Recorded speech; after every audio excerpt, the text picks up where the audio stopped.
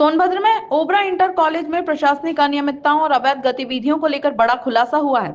College के मुख्य द्वार पर डीएवी स्कूल का बोर्ड लगा हुआ है, जबकि सूत्रों के अनुसार इसे अभी तक किसी भी मान्यता प्राप्त संस्था से डीएवी का दर्जा नहीं मिला है। संबंधित विभागों को इसकी जानकारी होने के बावजूद कोई ठोस कार्रवाई नहीं की गई है, जिससे शिक्षा व्यवस्था पर गंभीर सवाल खड़े हो रहे हैं। वर्तमान में ओबरा इंटर कॉलेज में सिर्फ 10 शिक्षक कार्यरत हैं, जिनमें 2 पुराने शिक्षक और 7 प्राइमरी के अध्यापक बताए जा रहे हैं। चौंकाने वाली बात यह है कि प्राथमिक शिक्षकों से उच्च कक्षाओं में पढ़ाने का कार्य कराया जा रहा है, जिससे शिक्षा की गुणवत्ता पर गहरा असर पड़ रहा है। खेल शिक्षक से शिक्षण कार्य कराने का आरोप निजी हाथों में सौंपे जाने के बाद कॉलेज प्रशासन पर मनमाने फैसले लेने के आरोप लग रहे हैं। अब तक खेल शिक्षक से भी अन्य विषयों का शिक्षण कार्य कराया जा रहा है, जिससे छात्रों की शिक्षा प्रभावित हो रही है। कॉलेज में चल रहे भ्रष्टाचार में 2 पूर्व प्रधानाचार्यों सहित 3 लोगों के नाम सामने आए हैं। इन पर वित्तीय और प्रशासनिक अनियमितताओं का आरोप है। स्थानीय ग्रामीणों और छात्रों ने ओबरा इंटर कॉलेज में हो रही धांधली और शिक्षा की गिरती स्थिति को लेकर बड़े आंदोलन की चेतावनी दी है। उनका कहना है कि यदि जल्द ही कोई ठोस कार्रवाई नहीं हुई तो वे कॉलेज की स्वायत्तता और छात्रों के अधिकारों की रक्षा के लिए सड़क पर उतरकर विरोध प्रदर्शन करेंगे।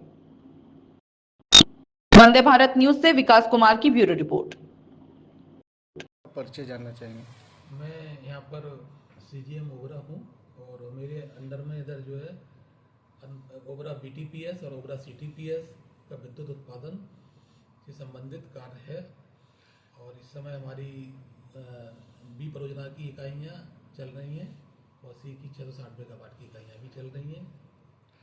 सर, ओबरा इंटर कॉलेज जो पूर्व में इंटर कॉलेज के नाम से जाना जाता था, आज उसे डीएवी कॉलेज के लिए लिस्ट पे दे दिया गया है। इसको लेकर स्थानीय स्तर पर विरोध हो रहा है और कहा जा रहा है कि 300 रुपये प्रति माह पर लिस्ट पर दिया गया है और इसकी फीस बहुत ज़्यादा है। जो लोकल स्तर पर जो कामगार हैं, स्थानीय मजदूर हैं, वो इस फीस को नहीं दे पाएंगे। इस पर आपका क्या कहना?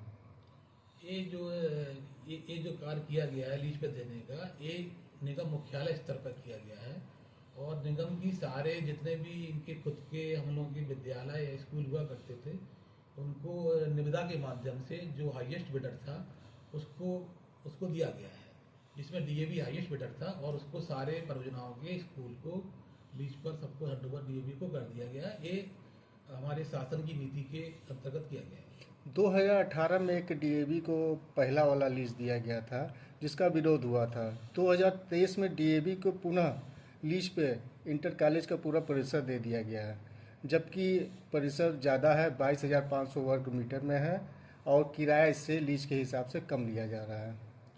ये सारा कार्य मुख्यालय द्वारा निविदा के माध्यम से किया गया था। निविदा में जो भी फर्में आई थी, उनके क्वालिफिकेशन के इवेल्युएशन के बाद जो हाईएस्ट निविदा थी उसके अकॉर्डिंगली दिया गया है। सर, जैसे इसमें पूर्ण रूप से ट्रांसपेरेंसी रखी गई थी।